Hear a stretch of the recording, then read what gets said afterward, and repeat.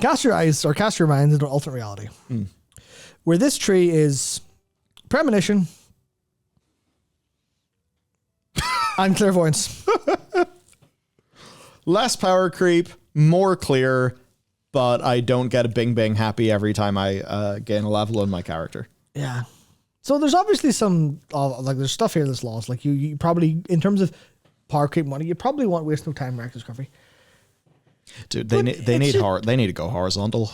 They need to go horizontal. This is way too like take inspiration from Guild Wars 2 with its masteries and stuff. And I don't know, maybe there's other things we can award players every single level. Yeah.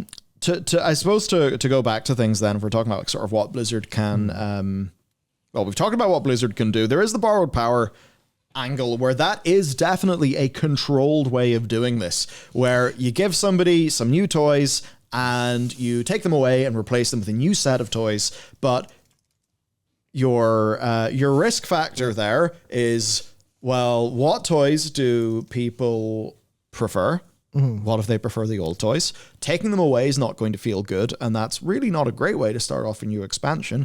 And I mean, well, I think a lot of what Jack says is the borrowed power is more okay. The thing that's less okay was how the acquisition and stuff like that was handled, which I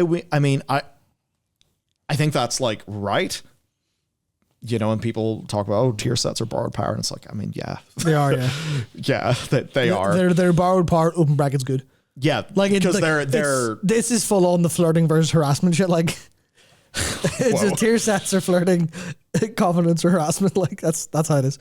I think the problem with going full borrowed power though is you are doing a lot of work that is definitionally treading water, where the best you can get is a more fun version of the thing you just deleted. I suppose I would rather, in my own head, I'm more thinking like, okay, how about we just keep the classes and we garden them, you know? If something's a bit overgrown, give it a prune. Uh-oh. Wow. I didn't know it was that natural. But you know what I mean? Where it's more like you just let them grow, let the community grow them, and maybe you think, oh, this needs a tweak, that needs a tweak, this needs an overhaul, this needs a prune, this needs something added, and you just sort of slowly do it. But it's not a title feature. Maybe you do larger batches when a new expansion's coming, but it's just an ongoing effort. And then maybe those designers are working on features. And then maybe we get more game features. And I don't know, maybe that would be more exciting to players. Or instead of making hero talents, what if you spent because obviously the thing is designers want to do a thing. Designers need to earn their paycheck or they'll get launched into space like the entire Overwatch 2 team did. That's an exaggeration. Yeah, that's an exaggeration for effect. What if they just iterated and iterated and iterated and iterated instead of making new stuff all the time? Because making new stuff is pretty easy and it's pretty, it's easier. It's not pretty easy. None of what they're doing is easy. I would never suggest that. You put me in one of those game designer shoes for one day, I immediately have a mental breakdown. I will look at their spreadsheets and start crying. I can promise you that. Yep. All of this stuff is talking from a philosophical perspective of the gameplay experience.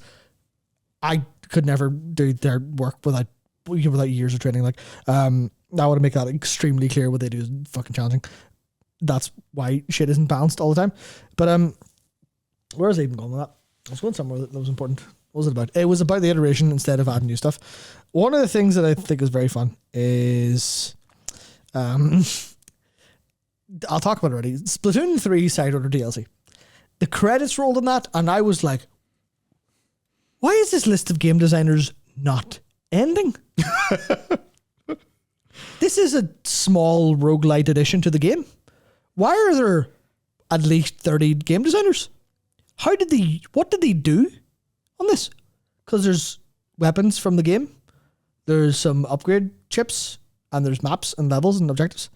I'm like, oh, they must have spent loads of time and effort iterating, and that's why everything is fucking perfect. There you go.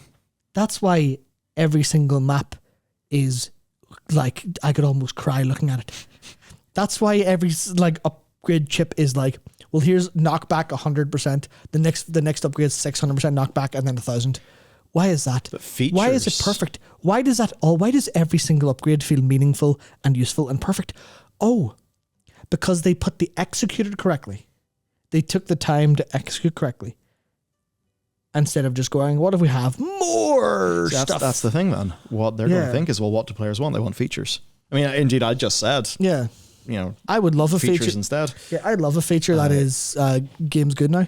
But yeah, what an amazing feature. Yeah. Like that's the awkward part. But I think it's like there's certainly a case of maybe, like you said, like the gardening analogy is like maybe it's not going in and going, well, we're just going to walk in, pick up a handful of seeds, throw them around like fucking crazy. This is obviously an exaggeration. They are careful about what they do, obviously. Hence the feedback waves. Hence it's being out early. But like go in and just throw water everywhere and throw seeds everywhere and go, we've done the gardening. Sweet job. I think the analogy should be more, there's a leaf that's slightly out of place. Tiny snip.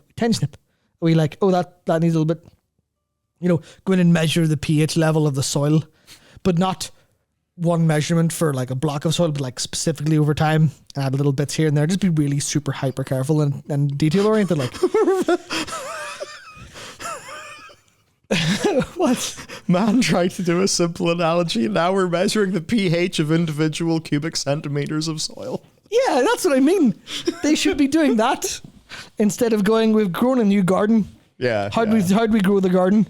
We lifted a handful of seeds and fucked them over the fence, like, which isn't like that. That's an exaggeration, but I feel like there is certainly a case of maybe don't add new stuff, or maybe when you're adding something, kind of do a smokescreen, kind of go, the big new addition is hero talents. You've got Frostfire Bolt. Also, when you play the game, the spec will be good. But they can say the second part quietly and everyone will play the game and go, this feels good. Yeah. Because you don't say the game is good as a marketing beat. It just has to be good. And then everyone else uses that as a marketing beat. Could do a flower arrangement analogy. Yeah, exactly. It's like the hyper specific attention to detail is probably what's going to work a little bit better for the game in the long run. As opposed to... it's where they got many wins as they tried to... as they were doing class work through Dragonflight. Yeah. So... I suppose our position's fairly clear, where we would say... Do everything correctly instead? It's complicated. I think it's where in any one thing we would generally say less but better. Yeah. Just because signal to noise ratio, what people like is clarity, and you could maybe spend the same amount of time and actually have less stuff. But if that stuff is better, people will maybe treat it like a feature and not stuff. Yeah, and also maybe it won't take as long, and you'll be setting up, things that are easier to balance. But again, I don't really know what goes into balancing something in World of Warcraft. Imagine, what do you call it? Imagine Covenants, right? But I'm imagining. Oh my god, I forget what they were called. Soulbinds. Imagine if Covenants didn't have soulbinds. Imagine if Covenants were the ability, and then you could change a little bit. Obviously, the changing will be the important part, but I just wonder how much designers are putting a lot of effort into things that they're maybe very happy with that ultimately boil down to, we've found a complicated way to call a power creep a feature, and now you copy paste from a guide. I just wonder if that's the best use of their time for the average player experience. That's kind of where I come from, the less but better approach. And a lot of that mostly comes down to the fact that Dragonflight classes are majorly in a good spot. And there'll be nothing worse than logging into a class that you like and going, here, we've added some shit that makes it kind of too complicated now. Because that's a delicate thing to think about whenever you talk about cognitive load. All it takes is one thing more than you like that you can press before it doesn't work anymore. It's extremely hard to get that right. And that's where even cases like Feral's a good example, where Feral depends on what level of player you are. You're either playing that and you're bored as hell, and then you stick Blood Talons on and go, oh, now we're cooking. Or you're a player who's playing and you really like it, and then you put on Blood Talons and your brain goes, oh my god, I'm exploding. What do? I can't press anything right. And obviously there's elements you can train somewhere there too. but like all it takes is that one small little bit over the top of it to like make it better or worse. And I feel like that's the kind of where if they can be very careful what they add and just actually make the game better. I don't think we have a massive amount to add other than just sort of saying the same thing again in a different way. Yeah, I'm trying to just make it. Like I guess trying to explain it in ways that they're more like stick with people, just because it's a kind of fucking. Someone says like a navel gazing kind of. It feels a bit like it's like what if good instead. But this is where I wanted to compare to other games. I'll do it pretty quickly. Like, but even just like other games have execution challenges and mental load on player versus the class versus. How do I press the right button? Oh, I need add-ons to it. Oh, it's easy or hard versus add-ons. Add-ons, game easy. No add-ons, game hard when it comes to class. There's a lot of stuff in WoW class design where, weak ore is kind of required to do it properly. Yeah. Or if it's not required, it solves it for you. Yeah. Like I was saying about the primordial organic pulsar. We're like, that's pretty cool, but the weak ore is substantially easier to me. One second, I'm disastrously thirsty. Sorry, work well, complain about video games. Or no, I won't complain. I'll praise video games in your absence. So obviously, like the example is the other MMO I play, Final Fantasy XIV, which Jack also brings it up because he played Astrologian Sage and White Mage a little bit and talks about how from Shadowbringers to Endwalker, Astrologian basically had a slight change in how they cycled cards. I can't remember exactly what it was, but it was improved a little bit, like a small rework. And the only other thing was an extra big raid button. And that's the case for the vast majority of classes in FF14 from expansion to expansion. It's either a small fix that improves something a little bit and kind of like minor reworky and like one new ability or two new abilities. And obviously that game is limited in complexity as classes by design. It's literally a different experience. And that results in like a relatively fixed mental stack where you'll learn your spec in your class and you've learned it. Once you've learned a class, you've learned it. That's basically it, your job, brother. It cycles with time, so like you've got a big sweaty cooldown window and then a little bit of break where it's a little bit easier. And then that is timed around 2 minute intervals with 2 minute cooldowns coming up. And obviously there's a little bit of like people don't really enjoy the 2 minute like being flat all the time. And there's definitely issues. Like this isn't saying one is better than the other, it's just highlighting the differences. And this goes, okay, they don't add complexity with items either. And then new expansions don't really add much. They get tweaked. They can do jobs though, which people can be like, oh, here's the new feature. I can play the job and the character. I see people say, obviously, like Dragoon and Ask getting reworks. So yeah, like reworks happen. And that's the thing where it's not completely new. It's not additions. It's small addition and then some reworks. It's a little bit more, here's the job. We'll tweak it. We'll twiddle with it. As opposed to making it like substantially like bigger, I think. But the skill level is still, like the skill ceiling is still pretty high, right? Because your job may not be the hardest to play. Like I play what some people say is like the most, not the hardest, but like one of the highest APM jobs in Ninja. And it's not really that complicated by itself. On the target dummy, you can do stuff pretty easily, like most, but then the boss comes in and the boss starts to do stuff and the boss is like thrown on top of, you know, oh, it's your 2 minute window, so you have to like fully play the piano for a second, and they turn around and go, well, now you have to deal with the boss mechanic at the same time. And it's the small details like that I think work a little bit more for like how to keep complexity down but keep skill ceiling high.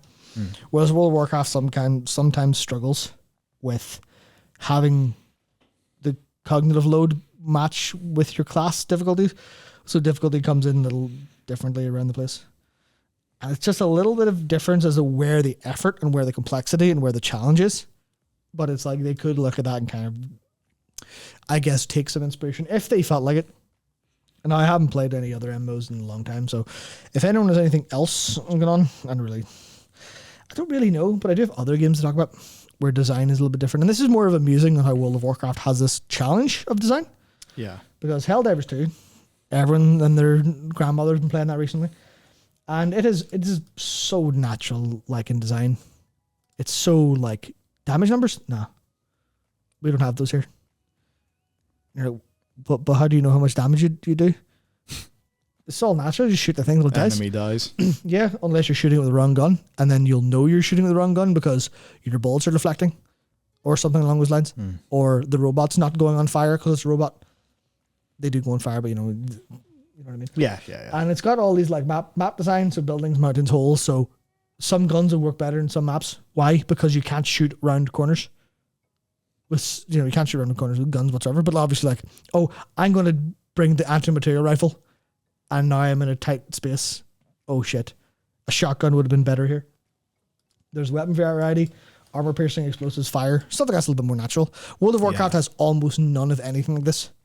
Obviously, back in the day, they used to have elemental resistances, and then they decided to make those no longer the case, which, for good reason at the time. Yeah.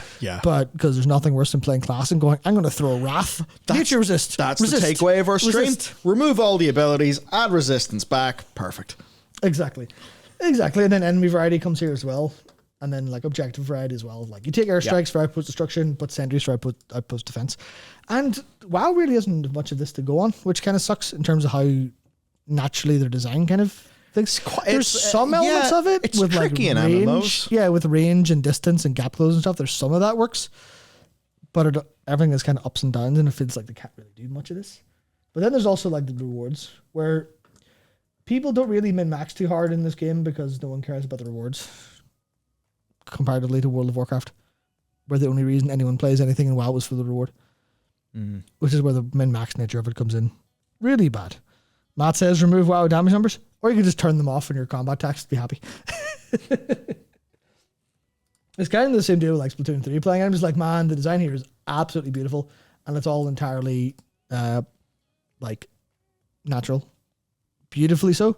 And I can imagine the WoW designers could do something that feels a little bit less spreadsheety, but and you have to contest with the min-maxes, and you'll notice these are PvE as well.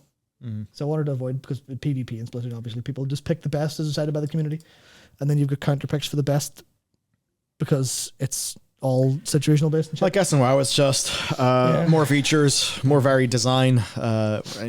Say features, I'm not just like horrific visions were like a fun feature. So anyway, I think that's probably it's probably as much as we can get out of that. Yeah, I think what was definitely too bloated. That's my takeaway. Well, I think it's becoming more and more bloated over time for the average player. I'm fairly happy right now. I would worry that with some of the more complex leaning, or it's not even complex, it's just quantity. Yeah. With the new stuff that's coming, you could certainly see that could be too much for some. It could be a barrier. I would definitely argue for it.